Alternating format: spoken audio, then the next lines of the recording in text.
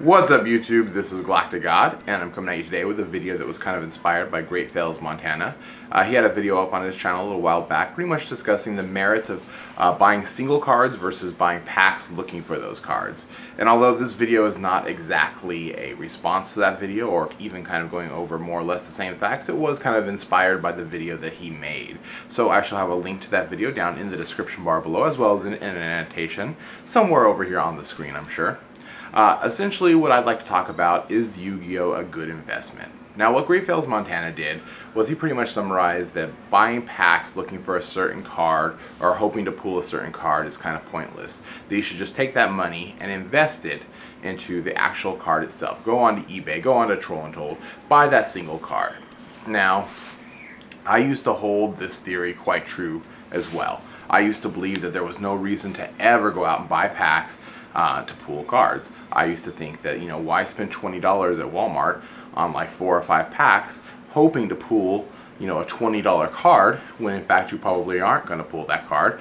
And if you do pull a holographic card, it's probably one of the janky ones that's only like, $3 to $5, and you essentially wasted your money when you can just go and invest directly into getting the card that you want for the price that it's worth instead of randomly buying packs. I used to think that was definitely the way to go, and in most senses, in most cases, I still believe that to be true. Now some of you might find that kind of weird considering that I buy so many packs, so many boxes, so many cases, but I think me in general is kind of a little different than most players or most duelists.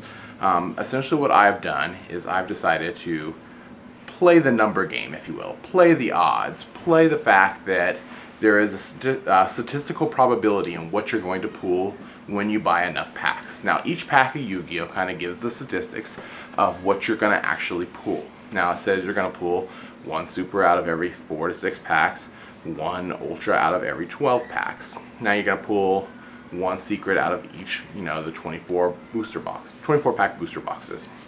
So what does this mean? How does this work? How do I justify buying the cases and boxes and still making a profit and getting the cards that I'm looking for? Well, let's take ultra rares for example. Now let's say there's 10 ultra rares in a set. If you buy a case of that set, you're going to get 12 boxes. You get 2 ultras per box plus an ultimate in each box. So essentially you have 3 chances to pull that a certain particular ultra rare. Now going from those odds, you're going to get 3 times 12 is 36. So you have 36 chances to get that card from a case.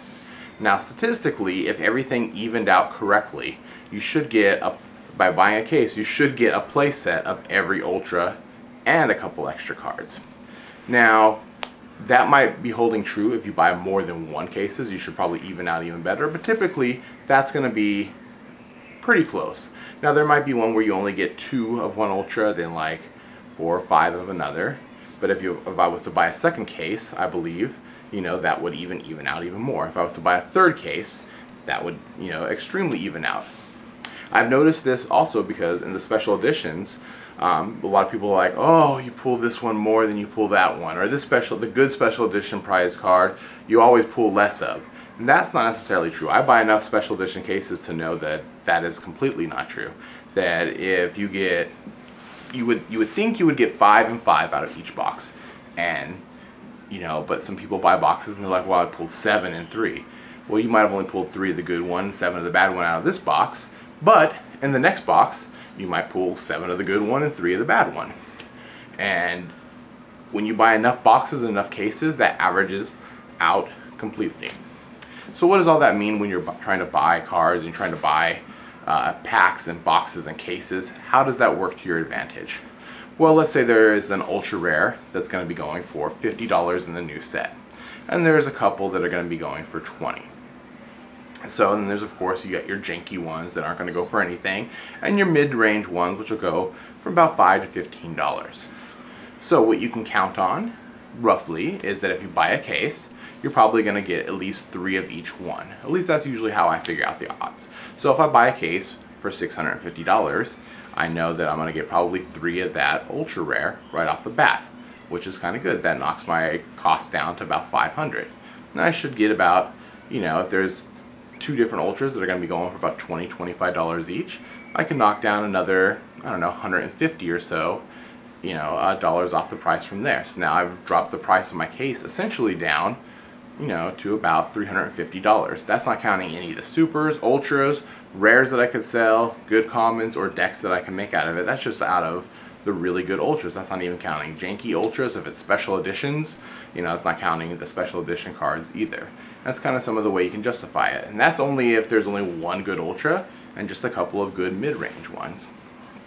Now, then you can go on to your secrets and you kind of figure out the averages of that, as well as, you're going to pull 12 secrets essentially.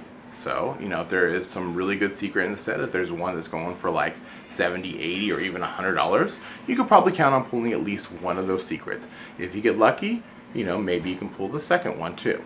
Why do I say this? Because you get 10 secrets in a set, so you get 12 chances.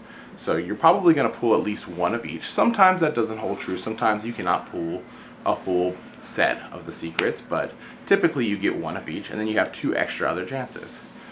So the odds are that you're probably going to get at least that one. If you buy 2 cases, then the odds have even improved. The more you buy, the more your numbers kind of even out. And so as I've bought in boxes and cases, I've noticed that. And so I kind of play those odds, if you will.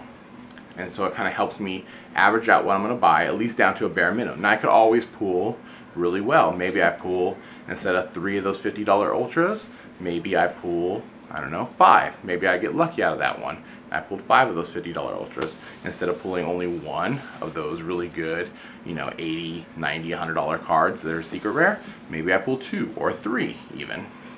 Then the price of your case kind of drops drastically for what you invested in, and you have all these extra cards you can still make money on.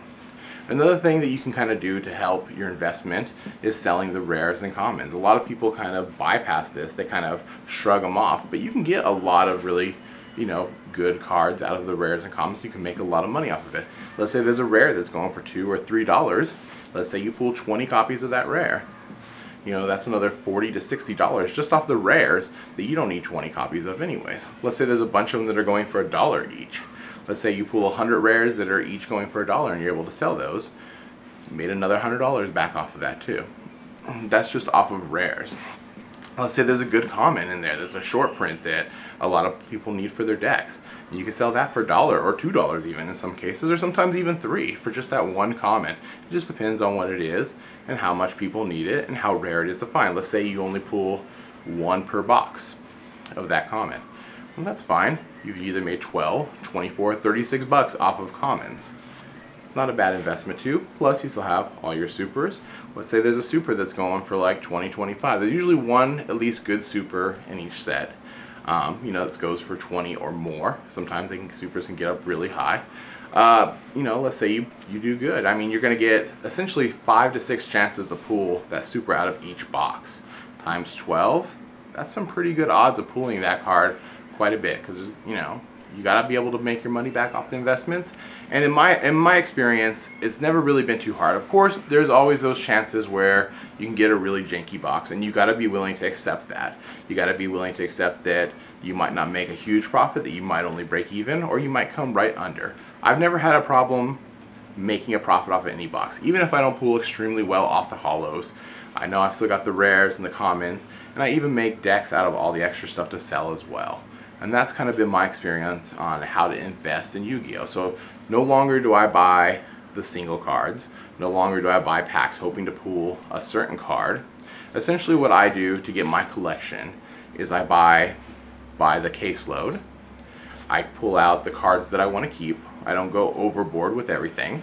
So in the first case of the set, I usually keep all the ultimates because I have kind of an affection for the ultimate rare. I think it's kind of a cool looking card, and I like to get my play sets in that. So I usually keep all the ultimates for myself, and essentially I sell just about everything else out of the case, at least out of the first one. Then I go into if I get a second case or a third case or more boxes, then I kind of get a little more picky and choosy. If there's a certain archetype that I'm looking forward to playing and it needs a certain secret rare or something like that and I pull it, I might keep that one as well too. It just depends on how well the rest of the pulls from my case have gone.